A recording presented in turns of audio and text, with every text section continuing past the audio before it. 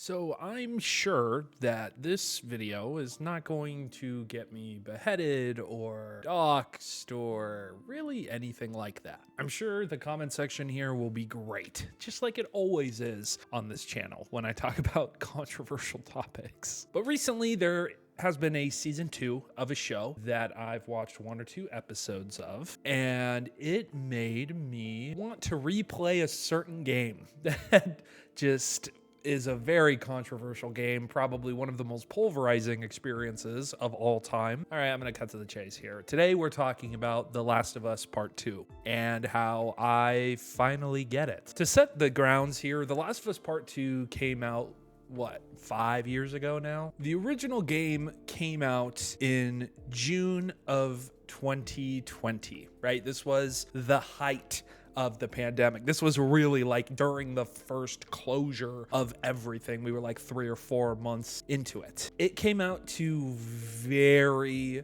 intense reviews. I remember watching a lot of reviews before going into the game. And I think that was my biggest downfall now that I've played it again, 5 years later, completely fresh. Going into this game the first time, I had not followed leaks, I had not followed anything, and overall, I had enjoyed it for the most part. But there was a lot of things that made me really upset to the point where I just didn't really like the game. And I know I put it at the start of the video, but spoiler warning, just for the game in general, because obviously I'm going to be talking about it. If you are a new Last of Us fan because of the television show, I salute to you and the pain that you are finally feeling from all of us fans of the games. But all jokes aside here, there was a lot of decision making that I didn't agree with the first time around. And now playing it for the second time fully from start to finish, I still don't agree with a lot of the decision making here. But coming from where I am just in life now, I think I actually really like this game. And you know what? That's okay. If you don't like this game, that is totally fine. You don't have to come at me for how I feel, but just hear me out first, okay? And then if you don't like my reasonings, then you can fucking, I don't know, you can come at me in the comments. I don't really care. Let's start off with the overall negative thing that I felt playing this game. And it might be a little shocking. It actually has nothing to do with Joel dying in this game, because I knew that it was going to happen after playing the first game. Joel was way too well liked. Everybody was rallying behind him and Ellie and their relationship. And I just felt it was so obvious. There's a car. I just felt like it was very obvious that they were going to go in this direction. A lot like what The Walking Dead does. I mean, I grew up watching that show weekly, waiting weekend by weekend. So I was pretty aware what was going to happen here. And honestly, I think Abby as a character is actually a really cool perspective to bring into a video game franchise like this. Because from the first game, we experienced Joel's life through his eyes, and we got glimpses of how Ellie felt about things through her eyes in certain parts of the game. But we had never really taken a step back and seen their lives from the outside to see how their actions affected other people. And I feel like with The Last of Us in general, that game is very based on consequence. You have in the very first mission, the consequence of Joel trying to get his daughter out of the outbreak zone leads to her dying. You have Joel and Tess taking Ellie, and as a consequence, Tess dies trying to finish what they've started with Marlene. Because of Marlene's actions, she meets a gruesome demise at the hands of Joel. However, at the end of that game, Joel never faced consequences for 2 vital things. For one, obviously he killed Abby's father. He killed the doctor, right? And that's the big thing. That was the big kind of twist with Abby as a character, was that this random person that we killed, it was actually really important. And I think it also acts in the game where if you ignore the doctor and go to save Ellie, you actually get attacked. So you have to kill this doctor. And I think that was actually pretty smart. And I do like the way that was done. And I'm actually okay with Joel not facing a consequence for that, because he actually does in the second game. And we'll get to that. But the biggest thing that Joel doesn't get a consequence for is lying to Ellie after all of this time. Would I do anything different if I was in his position and had to save this fucking token daughter of mine now? 100% not. And I think that Joel in the first game is an absolutely beautiful character, and he deserves to be studied, and that game is a goddamn masterpiece. I don't care what anybody says. But in the second game, Joel faces a consequence for his actions against the Fireflies, right? He actually faces two very big ones, but the major one is his relationship with Ellie practically falling apart and him dying, not knowing how much she really cares about him, if that makes any sense. I think he does know, but it's more of like the father-daughter thing where she's so upset at him, and that's the last interaction that they really had with each other outside of being beaten half to death, was them fighting and arguing. But the biggest consequence, like I said, Joel is killed by this new character, and this right here, again, I actually don't have a problem with this. I think it was well done, honestly. What I have a problem with, and what I've always had a problem with, is just the overall structure and how it leads up to happening. I think having us play as Abby is really smart, but I've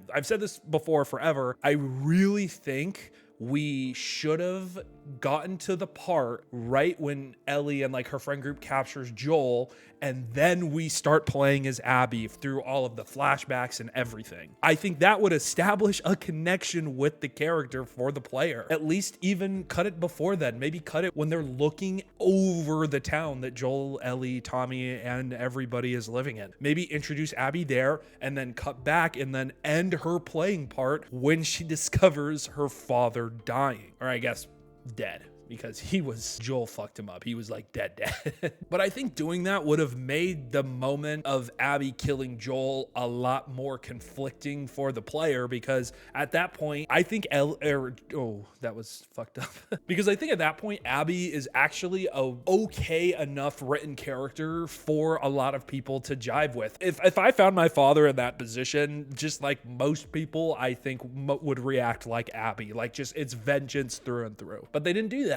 And we all just have to live with how it was done. I will shout out the HBO show here, and spoilers for that as well. I actually liked the lead up to Joel dying there more than I did in the game, mostly because my biggest thing for the longest time, and it's so stupid looking back on it, I was always so mad that Tommy just fucking introduced himself and Joel to the entire group, but he really, I mean, it's whatever. I actually like the fact that Abby overheard Dina just blurting Joel's name, and that's just how it is. But I mean, at the end of the day, it is practically the same thing with Tommy. She overhears him say it, and then Tommy introduces themselves to these strangers, which is something I can see Dina doing more. But anyway, that's not the point. I think in general, I've come to terms a lot more with Naughty Dog's decision making, but I still don't really agree with it in that regard, and that definitely still tainted this playthrough a little bit. But from that point on,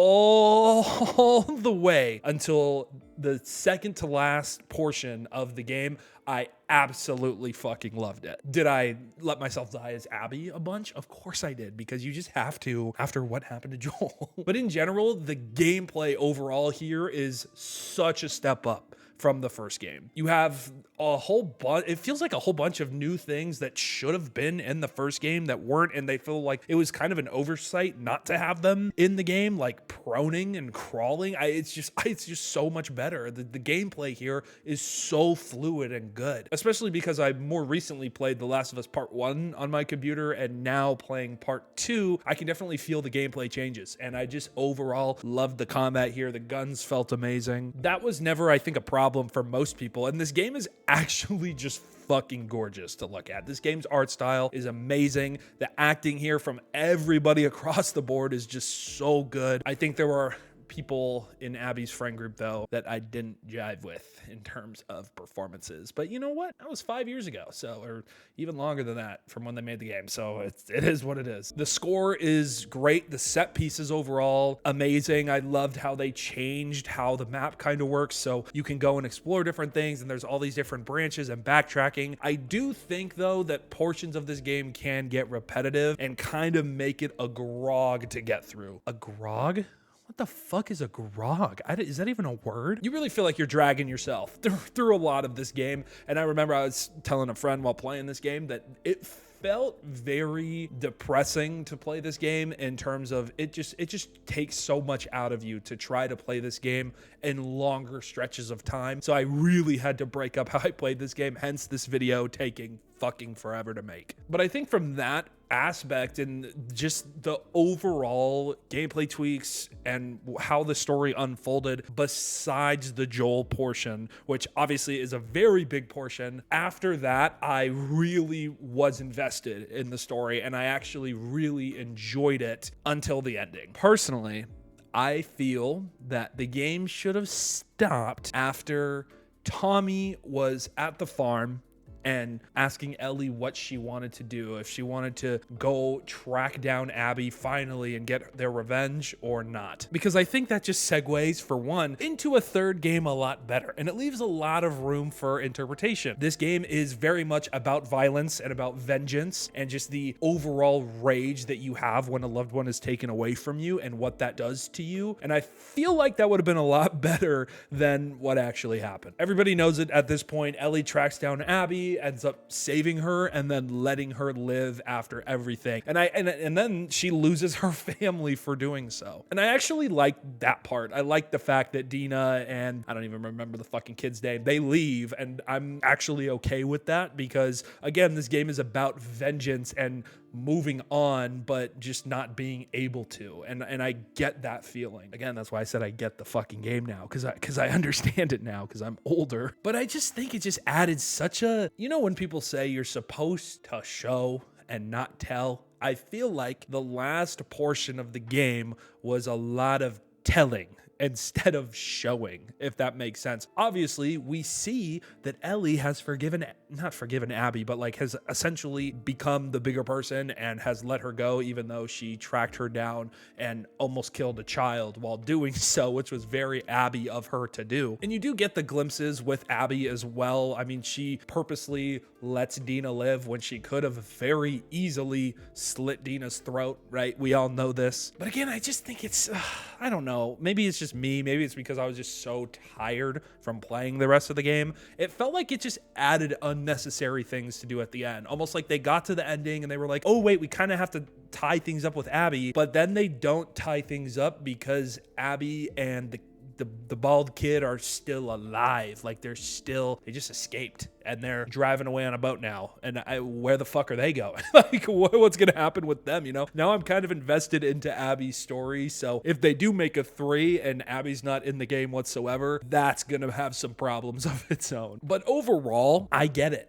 I get why people absolutely love this game, and I understand why people love the storytelling and why I've seen people argue that this game is better than the first game in every way. I don't agree with that whatsoever. By the way, again, the first one is one of the best storytelling video games we will ever get in our lifetimes or beyond that. But I do understand why different people probably jived with this game a lot more than people like myself, and that's one of the beauties of this medium. Overall, The Last of Us Part 2 is a really well-made game. They just, for me personally, took a lot of missteps that weren't really necessary. Obviously, there was a lot of drama surrounding this game too from all different types of agenda crowds, and as you guys know from this channel, I do not talk about those because personally, I go outside and I don't really care about either side, and that's just what it is. And if you want to argue about agendas, that is totally your right, just like it's my right to not talk about